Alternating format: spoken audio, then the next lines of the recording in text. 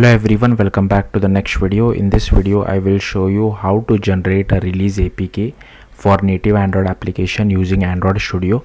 So let's get started. So here I have just created one simple Android application. In your case it would be your own Android application. Doesn't really matter what code you have written.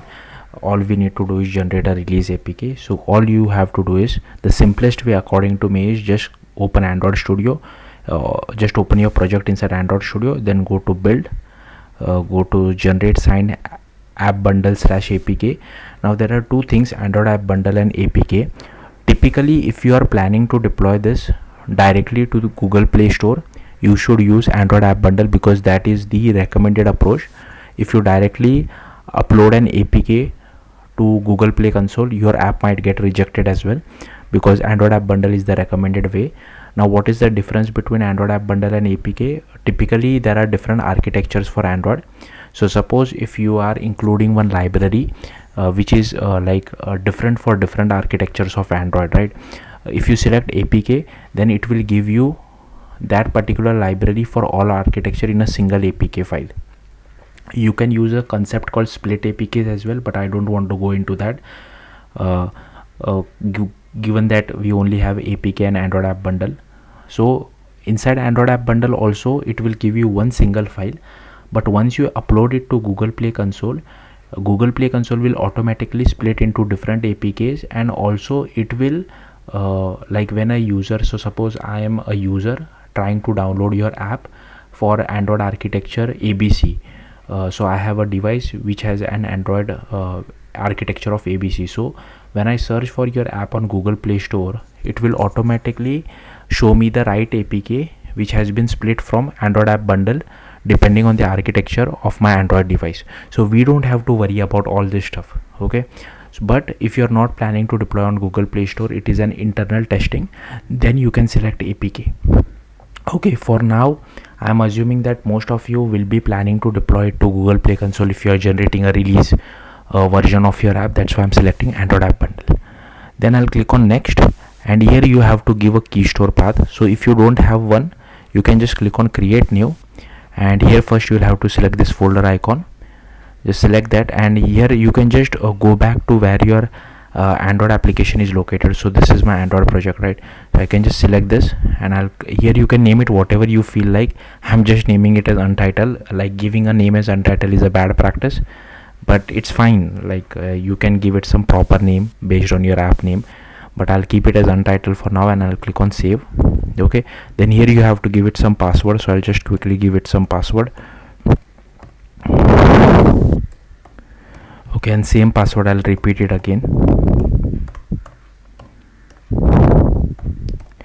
Okay, then here you have to give a key alias. Again, if you want you can change it. I'm just keeping it key 0. Again, for this here as well you need to give some password. It's better you keep the password same, otherwise there is a high chance you might forget it later on.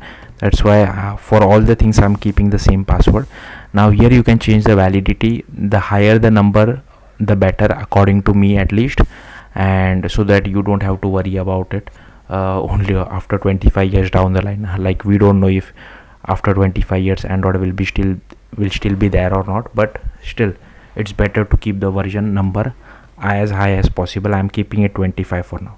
Then here inside certificate, according to me at least, only the first name and last name are mandatory fields, rest everything is optional. So I'm just naming it as nobody. You should give it some proper name, and here also I would highly recommend you to enter your organization unit, organization, city or locality, state, province, country code, etc. according to whatever details you have. But for now I'm just entering the first name. I'll click on OK. Okay, then here I'll just select this remember password options, then click on next, and here you will have to select this release mode and then click on create. Now this will take a bit of time to generate the release APK depending on how big your project is. Like I have not written any extra code for this particular project, so I think it should be pretty quick for me.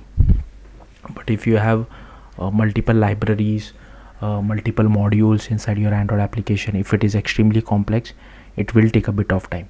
So that's why many of the companies do not generate release APK on their local device, like on their local PC or on their local laptop, they use a CI/CD pipeline. So there are lots of CI/CD pipelines available. Like, I don't want to recommend you anything because this is not an ad for CI/CD pipelines, but the advantage of using CI/CD pipelines is it saves your time. It will cost you something, like some money, but it will save a lot of your time, because it will, as soon as what typically happens in CI/CD pipeline is, okay, before that, here you can see it has generated the release APK for me, and I can click on locate, and here you can see it has generated the Android app bundle. Now it is 4.5 MB. Like I said, I have not written a single line of code, but once you deploy it to Google Play console, and then once a user tries to download your app, it will drastically reduce your app size automatically, like almost around 1 MB to 1.5 MB. You can use something like ProGuard or R8 to even cut down your Android application size even further, but I don't want to go into that. Okay, anyways, like final point, like I was saying, you can use a CI/CD pipeline. So what typically happens in CI/CD pipeline is, suppose you have some code and you are pushing your code to GitHub on the main branch or on a dev branch or UAT branch, and then you can connect your GitHub's UAT branch or main branch to CI/CD pipeline. So whenever some code has been pushed, it will automatically generate the release APK for you, and there are provisions to automatically deploy it to Google Play Store as well if you want. But yeah, like I would suggest deploy it manually if you're a small team. If you're a big team, yeah, you will have to deploy it automatically through CI/CD pipelines. So yeah, that's it. That's how you can generate a release APK. But like I said, directly side loading an Android app bundle on an Android device will get little bit finicky.